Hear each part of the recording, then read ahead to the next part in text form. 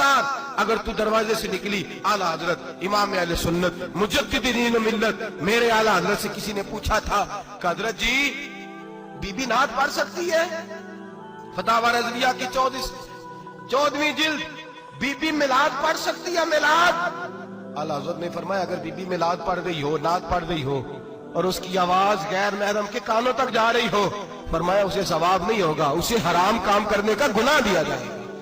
बीबी को मना है, वो नात की आवाज भी औरत का ही नहीं पढ़ता, दीन में तो औरत की आवाज का भी पर्दा है। दीन में तो औरत की, हजरत सैयदा ज़ैनब, हजरत फातिमा की वो लख्ते जिगर जो मैदान करबला में इमाम हुसैन बराबर की शरीक रही सैयदना इमाम हुसैन के साथ।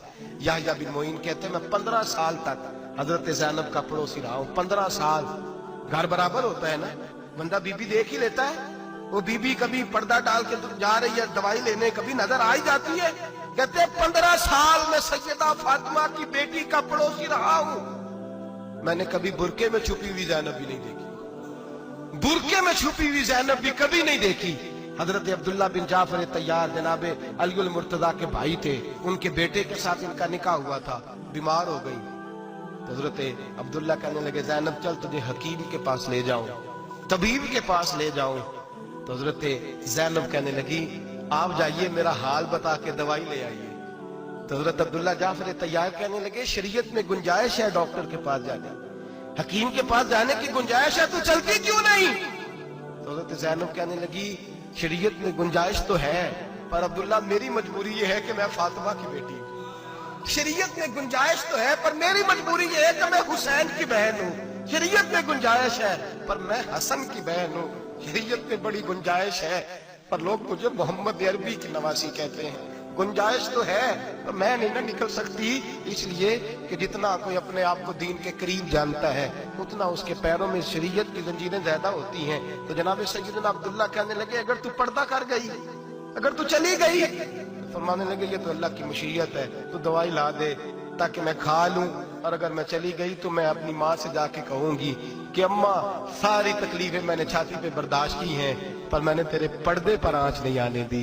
मेरे भाई ये उसवाए नूर है, ये उसवाए हसना है, ये हमें सिखाया जा रहा है। मेरे हबीब करीम की बीवियों का ये हाल था। बीवियों का अपने घर के आंगन में हजरत आयशा सिद्दीका, हजरत सौदा जनाब अफसा अपने सेन में जब बैठती थी ना तो दीवार की तरफ मुंह करके बैठती थी, दीवार के साथ लग के दीवार की तरफ।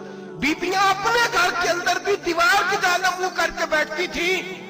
लोग पूछती, बीबियां पूछती कि अपने घर में भी दीवार को मुंह करने का मतलब?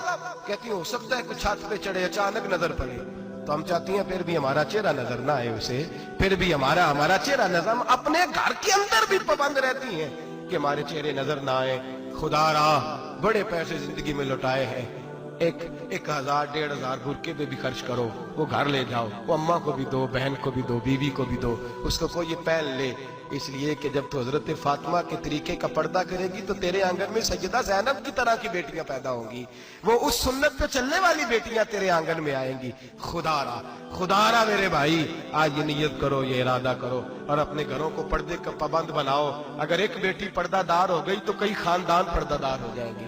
अगर एक बेटी पर्दादार हो गई तो कई घराने संवरेंगे, कई जगह पे नूर फैलेगा। ऐ अर्श के मालिक, ऐ मेरे महबूब के खुदा, तुझे वास्ता है मेरे महबूब की बीवियों का और तुझे सदका हुजूर की शहजादियों का।